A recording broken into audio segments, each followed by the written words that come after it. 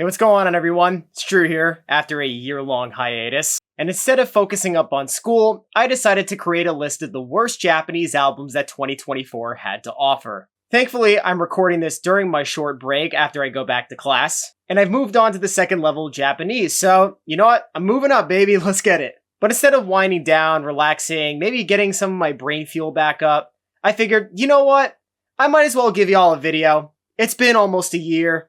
You guys deserve it. So instead of me rambling on, let's just get right straight into it. At number 10, we have the yearly tradition of seemingly one shitty rap album that decides to make my list every single year, and that is Bad Hop's self-titled album. Outside of a couple of tracks, this album was incredibly painful to listen to. The one that surely caused me the most pain was the big hit from the record, Last Party Never End, as the guitars sound tinny just for it to get swamped out into the mix. In the chorus, Jojo Tiji's voice makes Jason Derulo sound like an angel in comparison, and once the chorus ends, all the other rappers in the group try to imitate Young Thug while struggling to stay on beat, aka they fail as miserably as possible. Although Supercar 2 was pretty close because Jojo Tiji decided to take up 2/3 of the entire song. And then there's Locker, which if I had to guess what was going on behind the scenes on the production team, they likely just typed into YouTube, simple plan typey, and then just implemented that for their track. Outside of those three, the rest of the album is competent enough. Ikegami Boys is by far the best one on this entire album. That's because the production is relatively interesting with beat switches, and thankfully T. Pablo, unlike the other members of this group, actually has something interesting to say on it. I also gotta give props to his flow, he's got a great command of that. He's arguably the most talented person in this entire group. Outside of Ikegami Boys and On My Way, the rest of the album is pretty much a whole nothing burger, and it's not really worth listening to. At number 9, this album comes from an artist who I have self-declared as a ginormous fan of. But I'm also a fair critic at the end of the day,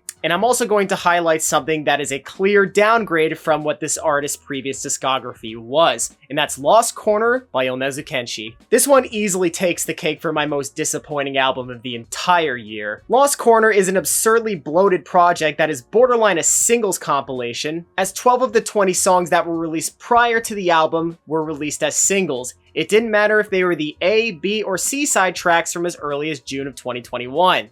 They were all still on the record. A lot of those prior release tracks were a bunch of slow ballads, which, as a Yonezu Kenshi fan myself, I can tell you personally, that's his major weakness. It's also apparent that this is the least ambitious Yonezu Kenshi album to date. All of the new tracks outside of Gorakuta lack the fiery passion that Yonezu Kenshi once had. Now that's not to say this album doesn't have some good songs on it, mainly the prior releases like Lady, Shinigami, Kickback, and Sayonara Mata Itsuka, the last one mentioned being my favorite on this album, but the standout track that perfectly represents how far Yonezu Kenshi's quality of music has fallen is none other than Pop Song. Think of this, your average high school producer who's working on his craft comes up to you and says, you know what would be a good idea to make a beat out of?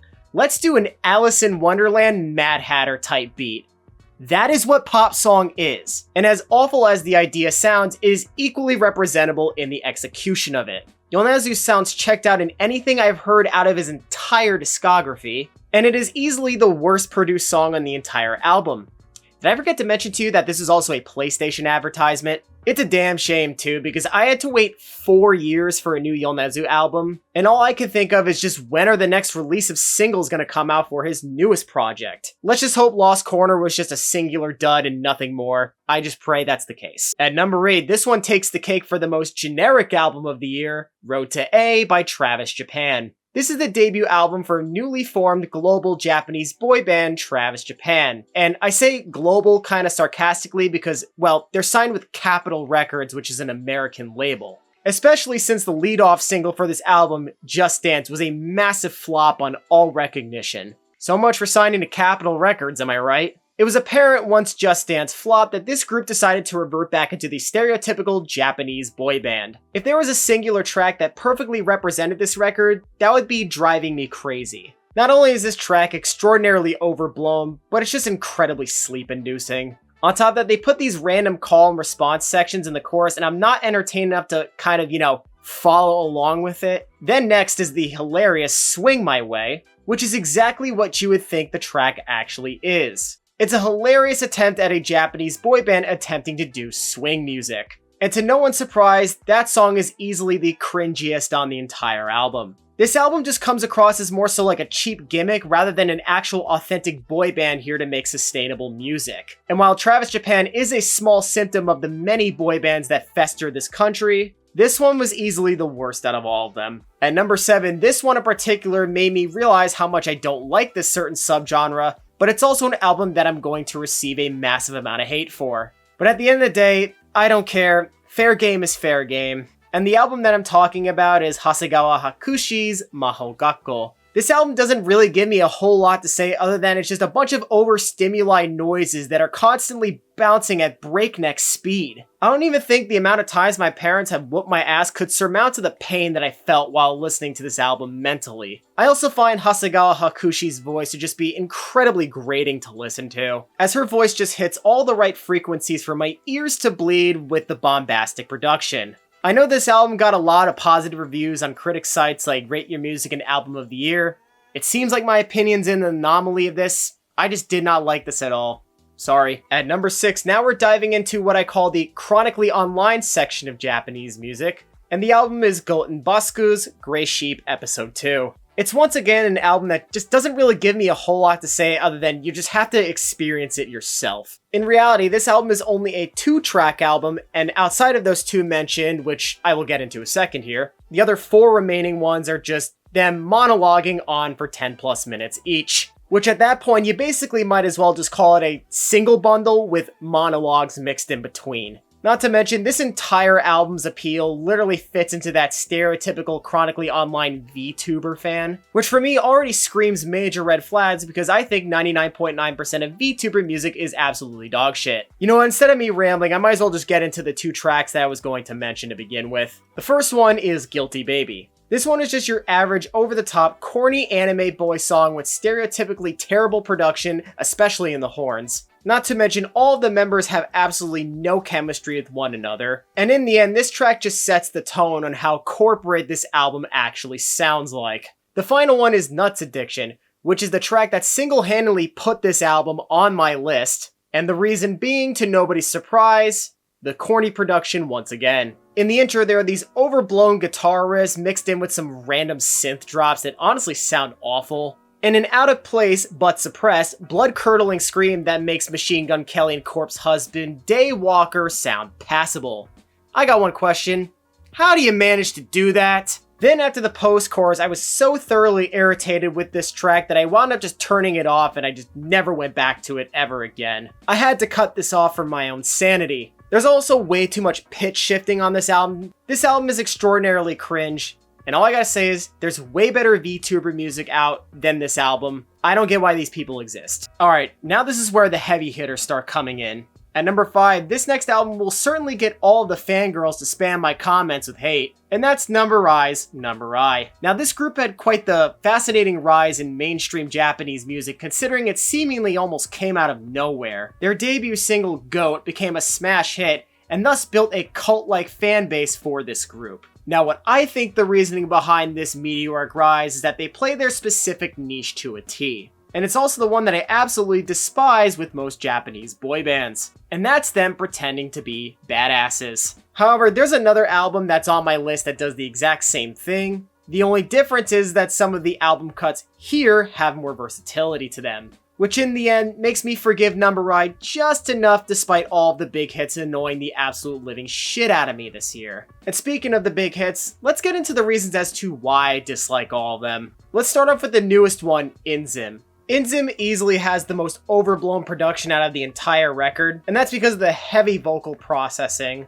And the guitars sounding like Black Sabbath if they had a horrible accident. Not to mention, the most exasperating part about this is the random beat switch at 1:30 seconds, just for it to only be 15 seconds worth of length with the members only spitting 2 short verses just to revert right back to the same beat as before. And the transition back was just so clumsy and terribly mixed. I can't even explain how bad it was. And it's a shame too because this song actually had potential to at least be decent if it weren't for some minor issues like that. Now we move on to the next notable one, that being Bon, which once again is just more overproduced slop with fast rapping that makes my head split because the rapping has zero cohesiveness to it. The main problem with this is that the members of this track have nothing to say that is remotely substantial. In reality, it's just a pretty standard flex track, which Bon easily has the best production of 3, so I guess whatever. Now onto the final one, and the worst of the 3 is GOAT. First, before I start going off on a mini tangent, let me remind you that this is No.I's debut single. So already declaring themselves as the GOAT is quite ironic to me. I'm sitting here like, bro, I didn't even know you before this song. What do you mean you're the GOAT? Not to mention, this track didn't become GOAT status when the rapper of this group sounds like he's about a nervous tick away from sounding like Top Hem Hat Kyo of Fake Type. After that, the rest of the album is just a mix of generic ballads alongside more badassery tracks that they willingly are trying to sell you on. To put it lightly, it was a really tough listen. At number 4, we now go to the titans of so-called badassery music. And if I believe I'm saying this correctly, the album is Innie's Matchup. It's clear to see that this group hasn't learned a thing in the 3 years that they've been together. In my opinion, they should have stuck to more lighthearted ballads like on Whatever Happens, but instead they go right back to what's festering most of the Japanese boy bands that actually have some sort of appeal. Only this time, however, that is the entire album. It's 39 minutes of straight breakneck badassery paced music. I mean, the only cut that you could really say that's remotely tolerable on this album is Fanfare. That's because the guitar lick in the production is relatively decent and the members harmonize well enough to make this remotely tolerable enough. But after that, get ready for 35 more minutes of shitty production and shitty badassery music. It's like I said, I don't get why this group still exists today, continuously getting #1 hit after #1 hit after #1 hit.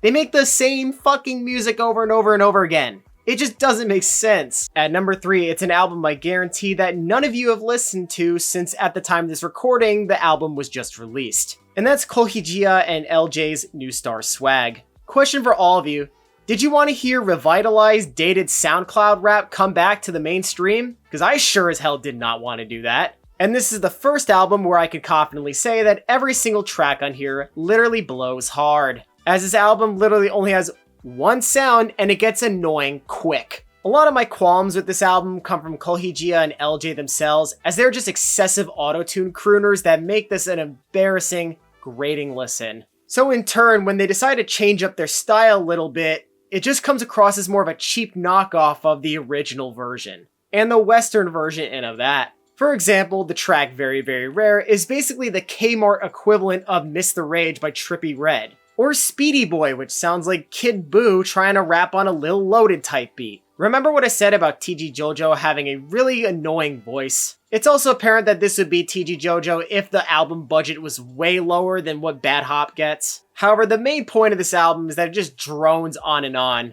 I mean, the listening experience felt longer than the 20-minute time limit that I was supposedly provided. It felt like double of that. And another main caveat is that the tracks have literally zero to no substance. This album is fucking ass. At number 2, this one is the only K-pop entry on this entire list, and it's so bad that it actually gives XG a run for their money with the amount of shit that's on here. And that's BABYMONSTER's self-titled EP with a 7 in it. If there was a way that I could describe this album in as short as possible, it's that as a K-pop clunk fest that sounds more of like a corporate entity festering my ears. And the funny thing is, a lot of the problems actually come from BABYMONSTER themselves, as they lack the proper vocals and swagger to really convince me that what they're saying is actually authentic and they're about that life. The only saving grace about this album is that the production is competent enough outside of 2 tracks to not make this my worst album of the year. Those 2 tracks being the big hits, Sheesh and Batter Up. Both of these are practically unfinished demos of just how poor the mixing is. Now, while we're on the topic of mixing, let's talk about the vocals for a second. It's clear as day that each member is so incredibly processed vocally that even the casual listener who probably has no idea what that means could hear it through themselves. It doesn't matter what track it is or the time of duration for said track, they'll always have these 3 common things: clunky production, some hilariously awful lyrics, and some hilariously awful bars from the rappers of this group. This album was the first one this year that I listened to that was genuinely soul-crushing with how painful it is,